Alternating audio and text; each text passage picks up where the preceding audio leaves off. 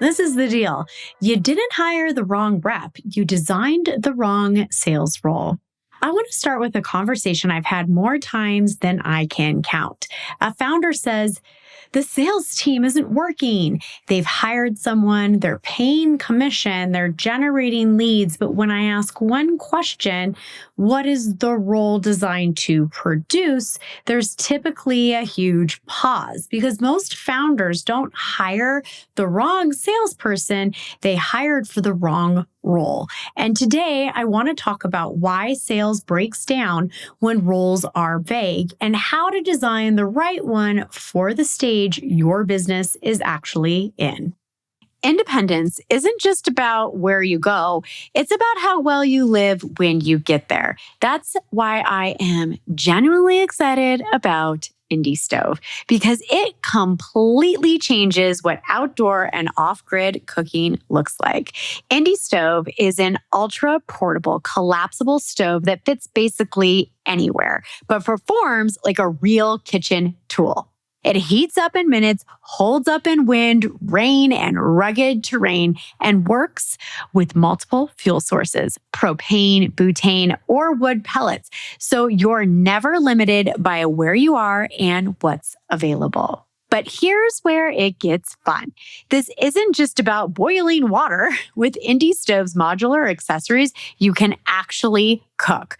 The workspace stack gives you sturdy side sleeves, so your cookware, ingredients, and tools are right there when you need them most. No balancing acts, no chaos. The skewer stack lets you grill kebabs, vegetables, or skewered meals evenly with non-sag skewers designed for real heat control. And yes, people are baking chocolate chip cookies off the grid. Fresh cookies in the middle of nowhere. That is not survival, that's luxury. Indie Stove is built for people who want freedom without giving up quality. Real meals, real control, real independence. Whether you're camping, overlanding, prepping for emergencies, or just choosing a life that isn't tied to outlets and crowded kitchens. And because you're a Revenue Rascals listener, you get something extra. Use code Revenue Rascals at checkout and you'll receive a free workspace stack with your purchase of a stove, valued at $120. That's Revenue Rascals at indiestove.com. Because independence should taste incredible. Hey there, Rascals. I want to share something I've been noticing. And if this lands, it's probably because you've felt it too. There's a certain type of person I keep meeting. They're sharp, they're experienced, they walk into a business and can immediately see what's not working, not just in sales, but across the entire revenue engine. They don't struggle with confidence, but they struggle with where to put it. Most of them started in sales because they were good communicators. Then they learned strategy, then leadership. Then they became the person everyone quietly relies on when the numbers matter. And yet they're still being paid like sellers and not advisors. And here's the part no one really talks about. If you're the person who can look at any business and say, this funnel isn't the real problem, the team structure doesn't make sense, marketing and sales aren't aligned, this company doesn't have a sales issue, it has a revenue leadership issue, that doesn't make you actually a better salesperson. It makes you a revenue leader. But the internet keeps telling people like you to build an audience, to launch a course, to post more content, to hustle harder.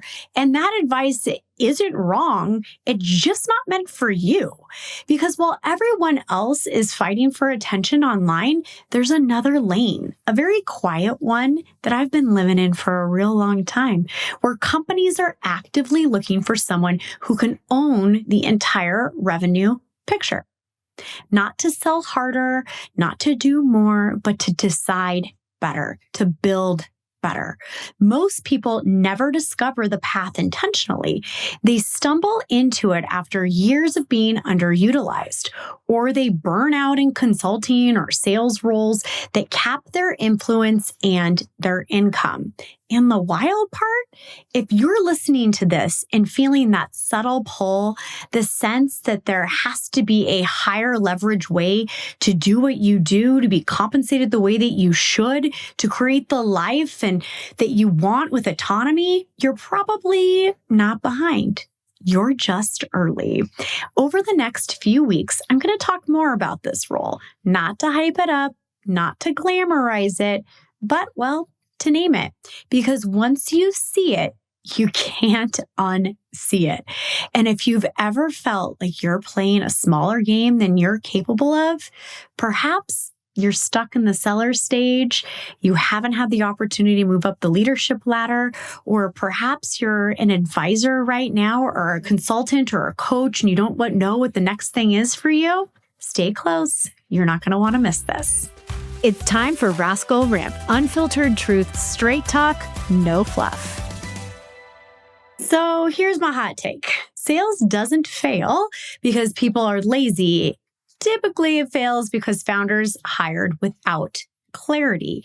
Someone says, we need help with sales. So they hire something like an account executive, an SDR or a BDR, just a closer, someone hungry, but they never really stop and ask, what problem does this role need to solve right now? What revenue outcome is non-negotiable?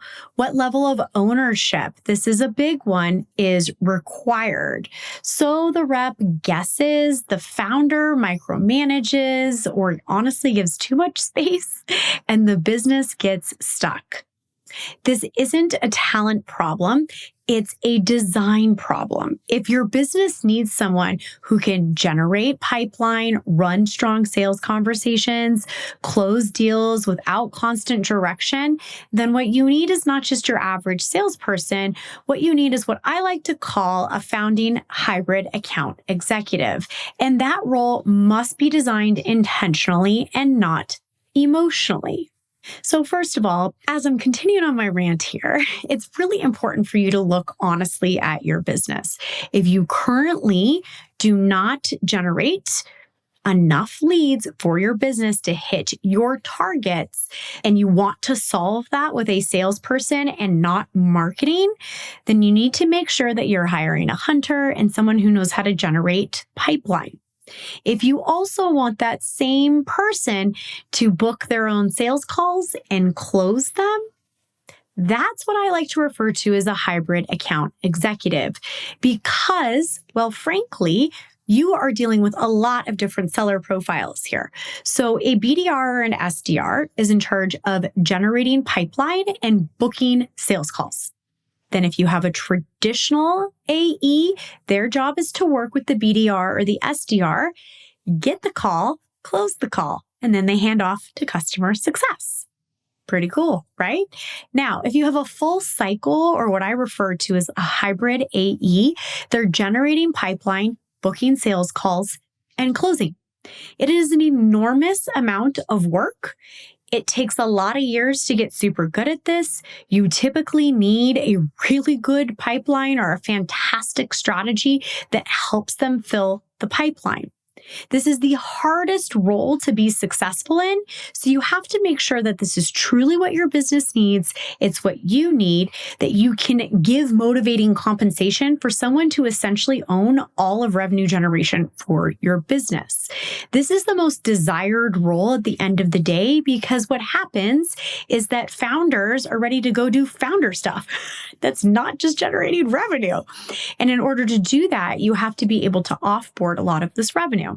The alternative, of course, which we're not going to deep dive into in this episode, is to hire just for one of the specific roles. So for example, founder, if you still want to take your calls and close, then what you really need to be hiring for is an SDR or a BDR. And on-target earnings between $65,000 and $70,000 a year will keep someone full-time super, super happy with you. If you're looking to hire someone that is at total OTE of 120, if that's what you have budgeted, then you can hire a traditional AE that will do all of the closing. Now, that does not mean that you also have to have an SDR or a BDR. You could be generating all of those book sales calls through advertising and paid media and funnels. Okay, so you have to do the math for your business. And then last, if you're like, well, I need someone to find the leads, generate the pipeline, book the call, close the call, that is what we're going to deep dive into today and how to create that compensation structure for your hybrid AE. Welcome to Why This Works and Why It Doesn't. Real strategies, real results, no sugarcoating. All right. Well, first of all, why do so many first-time sales hires absolutely fail? Because if you've listened to these episodes I've been producing, 50% of them fail on the first one. So why? Well, this is what happens. Founder life is really crazy. When you own a business, you're an entrepreneur, you're a scaling startup, the founder wears a little bit of every department's hat. And of course, if they're not selling and closing and growing, that's actually the biggest problem in the business. So a lot of the time it ends up going to revenue generation and clearly making sales. So at some point, I truly believe, and this is what I've experienced, is that founders truly just hit a roadblock. They're like, I cannot humanly do most of this anymore. I am so tired. I am pulled in so many directions. I can't focus on the things that I need to focus on. I really need to hire a salesperson. And this is where the fun begins, but also the risk begins. So the first thing is please know your numbers. Please know your numbers. Some founders are better at this than others. And if you're not fantastic at this, please lean on someone who is, so you can make the right decision for your business. So this is really critical. You have to know your numbers.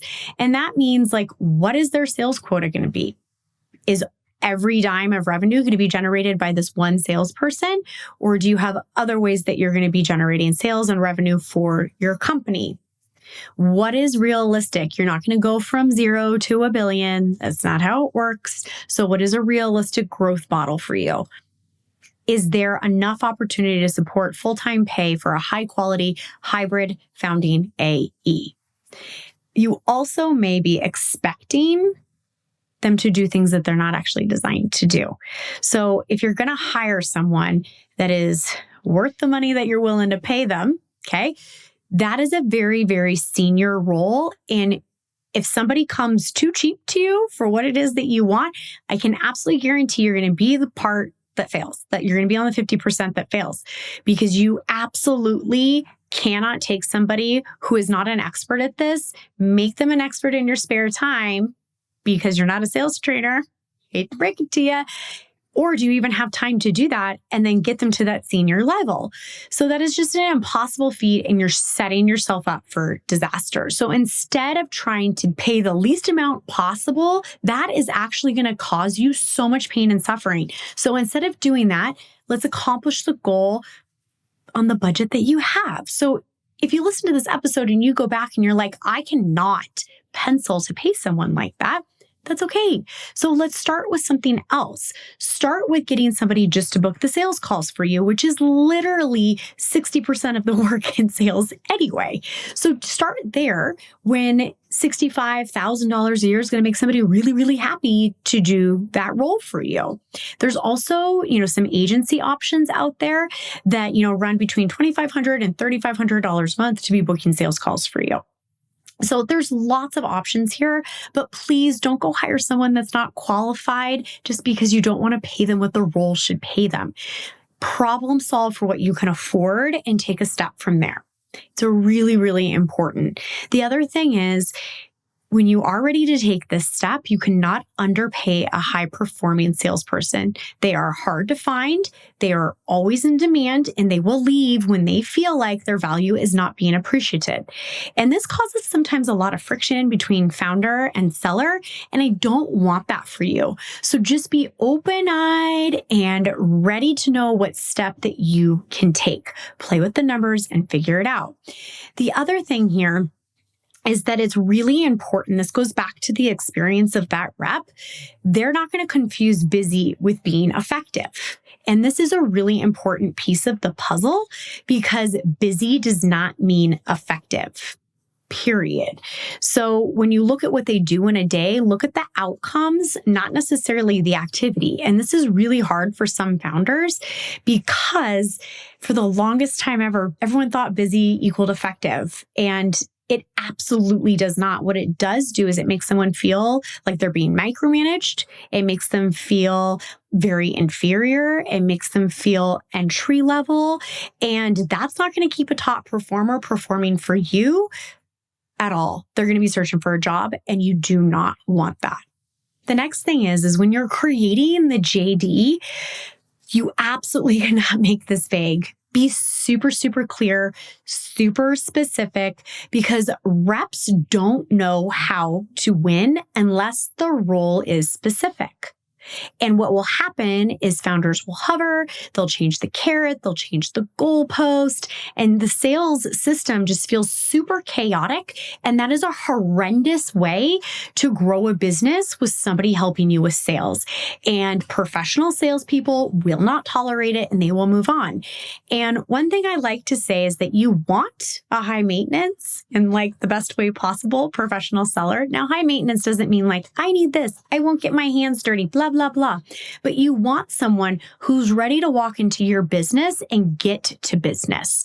And if you aren't set up for that, so you have no scripts, no enablement, no strategy, no previous stats, no recorded sales calls, you're already 6 months behind from getting that person to be successful, and they're not going to stick around for just their base.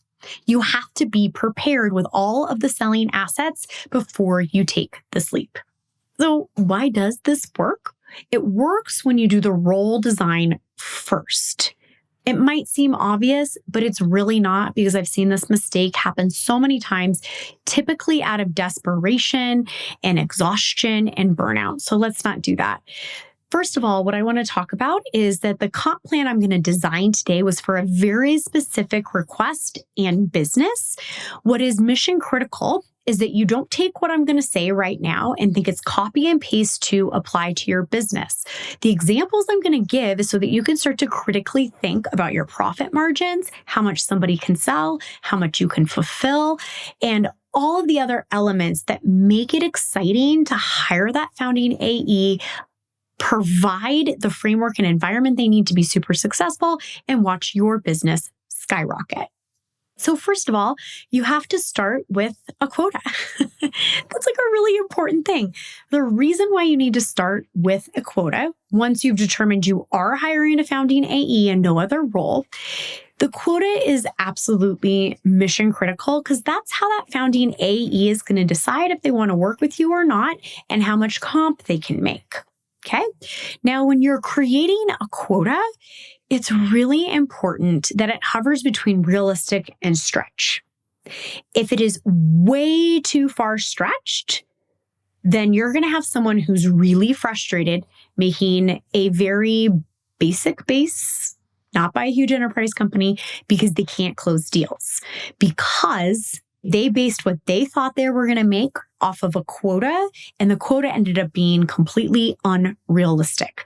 So make it realistic so that you get someone who's excited to actually perform for the realistic number, and then allow them to overperform across time. That's what gets them excited. That's what gets them excited. And your deal cycle length is really important here, because with a scaling startup, I always recommend a smaller base and then paying more on commission because of the cash flow management issues and obstacles most scaling startups have. Now, if that same person was going to go sell as an enterprise rep for an established company, they would have a mid-six-figure base plus commission. So what that allows them to do is put a little bit more patient with the sales cycle length and not have to freak out about paying for rent in their car and all of these other things. So taking that into account. So I was recently asked to create a comp plan around a $600,000 quota, and this particular business was B2B services. And in B2B services, your profit margin is really quite high because there's not a physical product and all of these different elements. So we're going to talk about the scenario that we had for this AE. Now, the quota, 600,000 in a year. What I recommended is a $5,000 per month base plus 20% commission. Now, what that designed to do is to get that founding AE as close to 180 per year as possible. Someone who is essentially doing 3 jobs deserves to make, when they perform, $180,000 a year. So what does that mean when I said the 3 jobs? Well, if you think about it, if you do a traditional assembly line sales process, you have someone who is the BDR or SDR who is generating the pipeline and booking the sales call. And then you have the closer, and then you have customer success. So typically, this role as a founding AE is going to do all 3, which is why they have $180,000 upside to OTE. Now, I want to be really careful on the customer success side of things. We have to define that really, really well, because they aren't going to be managing every account and all of the details like somebody would in customer service or operations. What they're managing is the actual account value, which means renewals, upsells, etc. They can't do 4 jobs, so 3 is enough for them. Okay. So if we can get them to achieve $180,000 a year in OTE, the person's going to be extremely loyal to you. And year 2, they're definitely going to sell more than that because they're going to be in a groove. They're going to be an expert in your business. Okay. So let's talk about how that actually masks to see if your business can do it. So first of all, I designed this specific comp plan around a $30,000 average contract value. And that's pretty average for B2B professional services. So that's why I use this as an example. And coincidentally, the live workshopping I was doing with this also had a $30,000 offer. So it worked out really, really well. So what that means is to hit the $600,000 per year quota on average, he or she will need to close 2 deals per month at $30K each. Not 5, not 10, just 2. Now, you might be thinking, like, depending on what your perspective on this, it's either a lot or a little, but that's what we have to deal with in order for them to achieve that goal. So now that we have the goal, what else do we need to do? Well, on average, when you first hire somebody to take over sales for you, you will look at about a 30% close rate. That's like on average. It could get up to 40, 50. It can definitely get higher and higher and higher.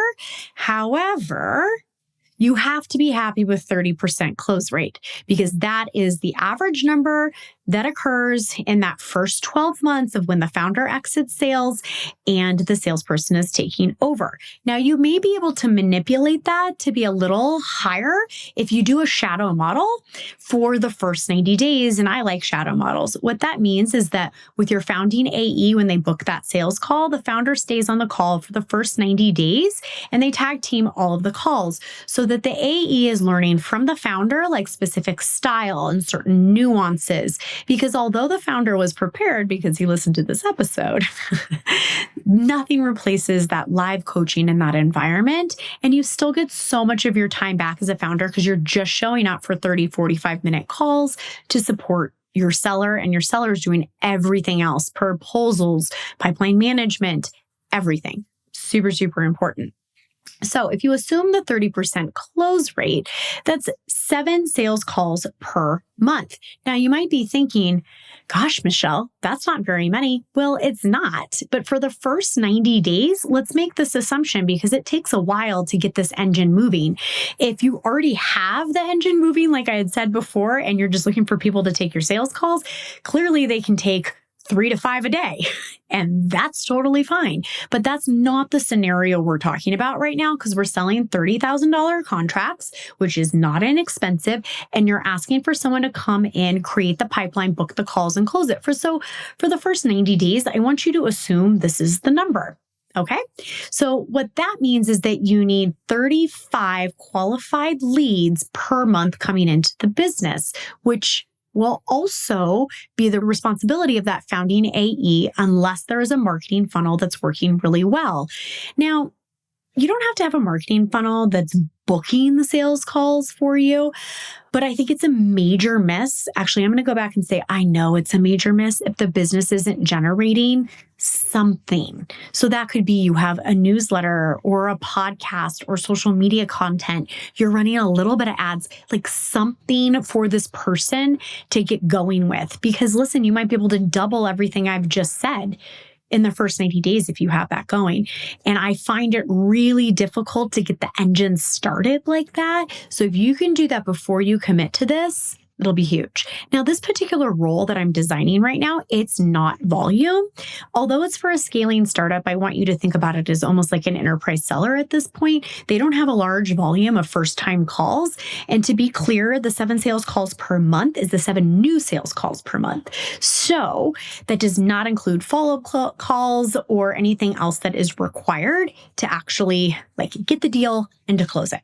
And the big thing for you to remember here is when this role is designed the right way, reps know exactly what winning looks like, founders stop guessing, and sales becomes calm and repeatable, which means that once you have success with this model for one seller, you get to push the duplicate button and rock and roll and add more sales team members that you know that there is a system out there that can work to rinse and repeat and generate this insane amount of money for your business so that you, the founder, aren't spending all the time selling. You can do other really important things.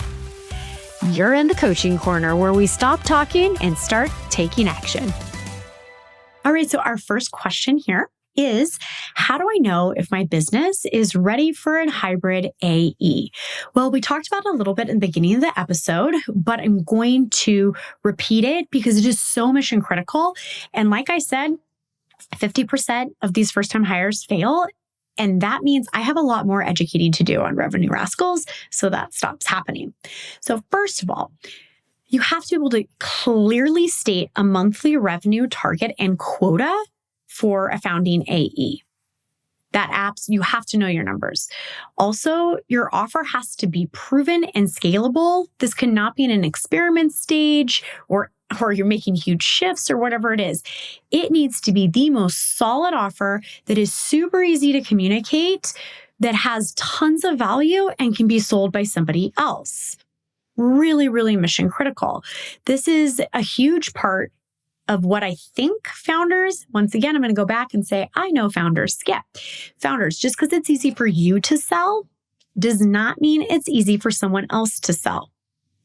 Because what happens is founders in their first few years of business, they get hired a lot because of who they are and not exactly what the offer is or how the offer is communicating. So the margin for error in sales communication is much higher for a founder than it is for a seller. And the best way to pressure test this, go ask a teenager. I know, it sounds like horrible business advice, right? But if you go up to a teenager, somebody in middle school or high school, I personally use my 13-year-old for this, I will say, hey, my new client does X, Y, and Z. Do you know what that is? Or do you know how I can ask them several questions.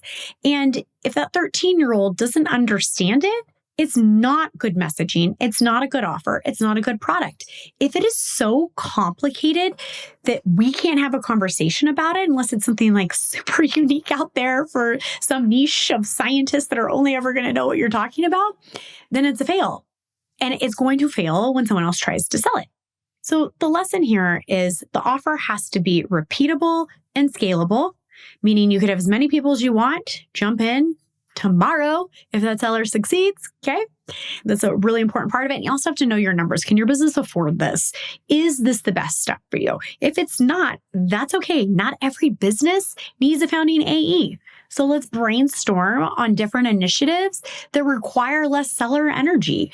There's so many different options out there like product-led growth, and you could even do a hybrid role of it. There's just so many options. So if it doesn't math, don't go there. Find a different solution.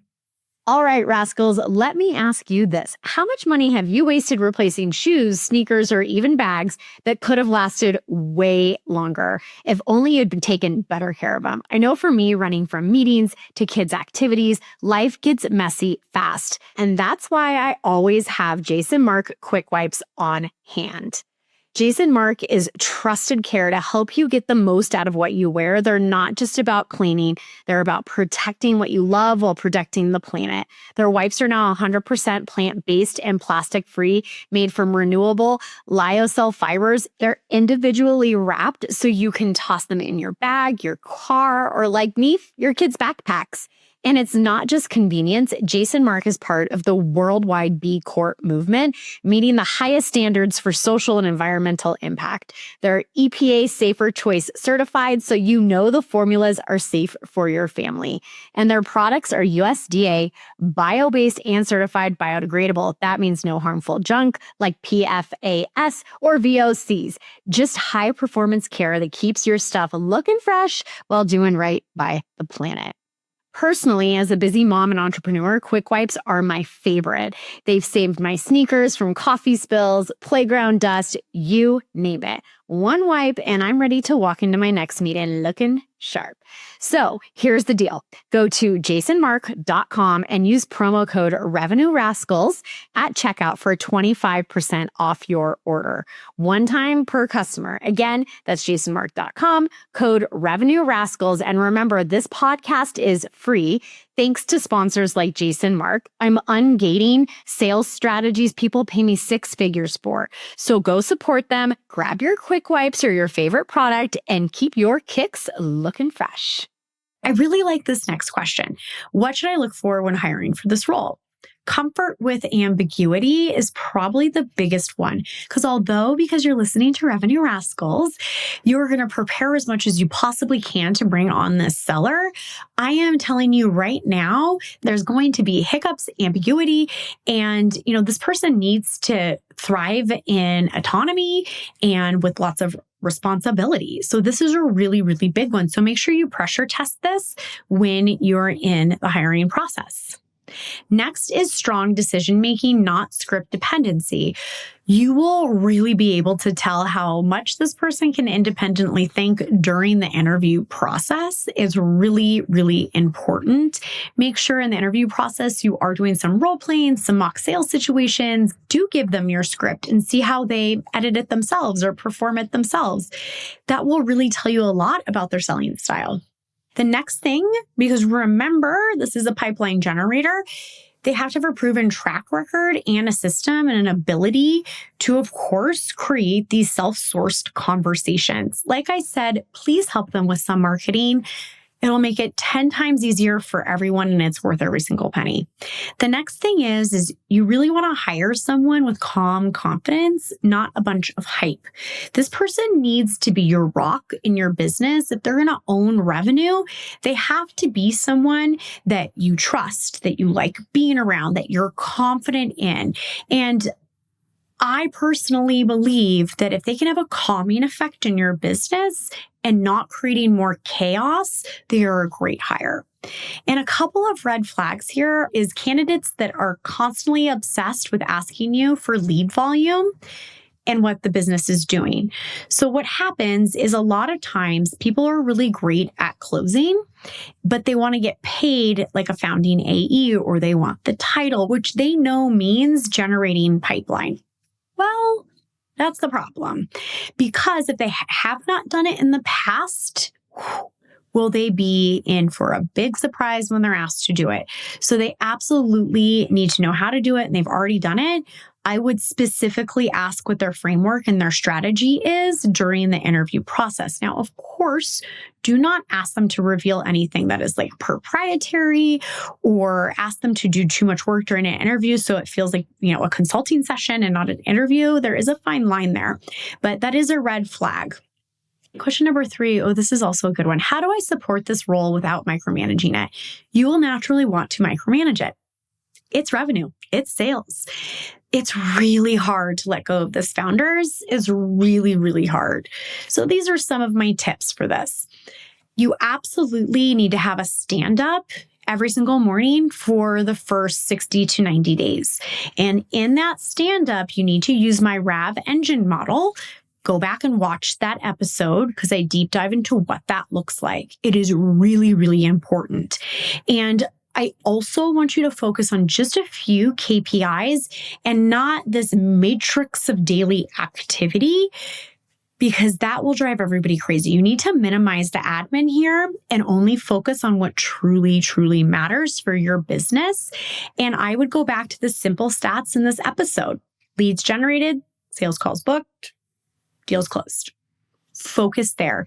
And if one of those numbers starts falling off dramatically or doesn't catch traction, then it's your job as the founder to help solve for that and to support the seller to overcome the clog in the wheel, right? What is stopping from progress? And the next thing is clear expectations. This is your role. Do not ask your founding AE to go outside of scope. Just stop, because I know what happens in scaling startups. There's things that come up all of the time and you need more hands on deck, right?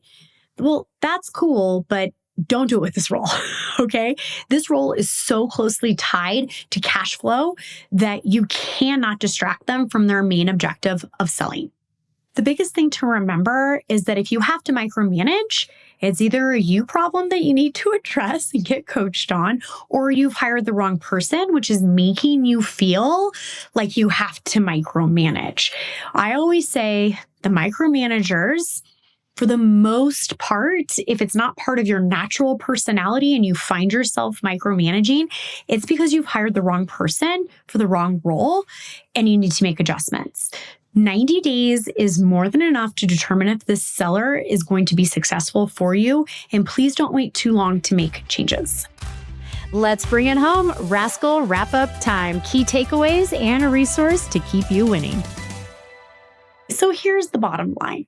If sales feels hard, chaotic, or unpredictable, it's usually not a lead problem. It's a role design problem. When you design for the right role, hiring gets easier, performance gets calmer, and sales starts working with the business instead of against it. And to make this as fun and easy as possible, I'm actually sharing the Google Doc that I created to show how I did all of this math, how I determined the founding AE was the solution. And I'm really excited to share that with you. So how do you go and get this beautiful resource? Well, you just sign up once at revenuerascals.com, scroll down, put in your email, put your name in, and you get access to every single resource produced on this podcast completely free. And it only means you do it once, because I love being effective and productive. And I don't want you having to sign up every single time to get valuable assets. I want you to use them to be speedy, to be effective, and make more sales. And that is my gift to you. Thanks for listening to Revenue Rascals, where we turn bold ideas into predictable revenue and prove that breaking the rules can still build empires. If you love what you heard, do me a favor. Tap the links in the show notes to support our sponsors. They're the ones keeping this show free so I can keep ungating the six-figure strategies that help you scale faster, lead smarter, and take more freedom home with you. And hey, if you think you'd make an incredible guest or know someone who's built something worth studying, email me at hello@michelleterpster.com. And until next time, stay sharp, stay bold, and stay just a little bit rascal.